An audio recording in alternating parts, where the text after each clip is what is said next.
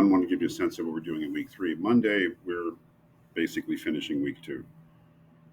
Um, Looking at some more basic questions about what artificial intelligence is, or philosophical questions. so, really, week three begins on Wednesday with uh, the general subject, I think, is partly the effects of AI on education, which I think is a whole subject in itself. I think that it's in two places where artificial intelligence is showing up in a very sort of important way right away, and that's the world of education and the world of work, and then the world of work, which are two very different places. I don't have, well, we'll have something to say about AI's effect on work and economics, but that's not really what I know about. I mean, I'm a teacher. I basically hardly have a job. I'm a philosophy teacher. Right? I mean, how does that? It's not even a real job.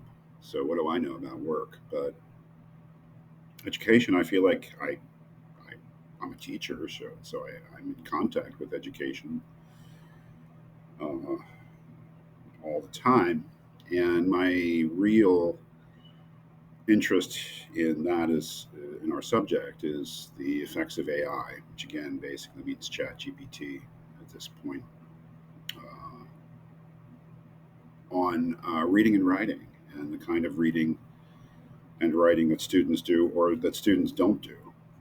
And I think that that's something very close to home for me.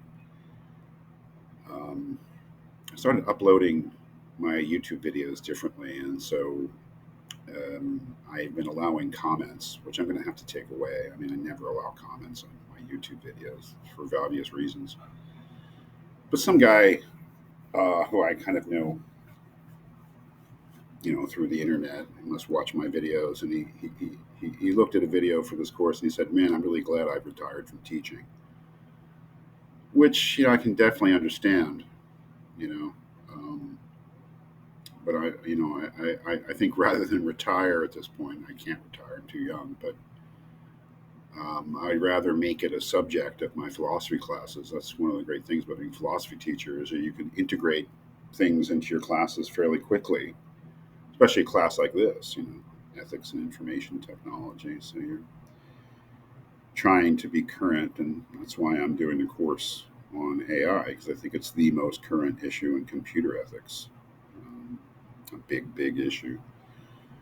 But I think that because ChatGPT has had an enormous impact on student work right away. I mean, gosh, maybe I'll go into it more if you're interested.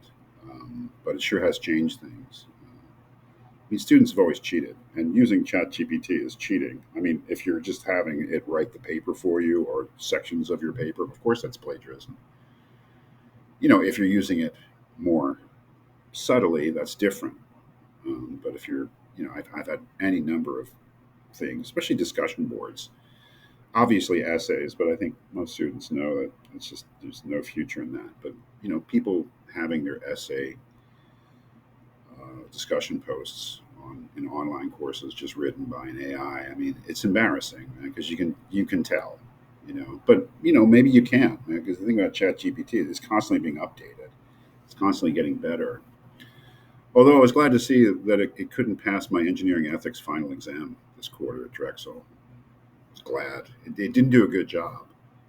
I tried, and it BS'd. I mean, that wasn't the thing. Maybe this means that it's getting smarter. There were several questions for which it clearly didn't know the answer, but it just tried to piece together some BS answer based on the wording of the question, just like students who don't know the answer do. I mean, that was interesting. In any case, my interest here is the effects of AI on literacy, on our ability to read and write and think. I think it will have its effect. Marshall McLuhan said that the medium is the message. That is, the medium through which we sort of get our information or through which we write or don't write will affect the way we think, whether we like it or not. And so AI will have its effects on us. And the question is, what kind of effects will they be? And if we think about the Jonas thesis or the implication or the inference that Hans Jonas makes on the basis of his thesis. Maybe it's something we shouldn't do. I mean, I have no illusions that we won't do it. I mean, we're doing it, but maybe it's something we shouldn't do. But that has to be an open question. This is a philosophy course. This is not just me laying off my anxieties about AI's effect on education. To a degree, it is. But I want the question to remain open. And I want the readings that I give you to be balanced. I don't want them to be either a ridiculous, uncritical embrace of AI or some stodgy old dismissal of it either. It's got to be some thoughtful, assessment of the thing and its ethical implications. And that means keeping an open mind, which I really hope that I do. And if I don't, then you should tell me to open my mind.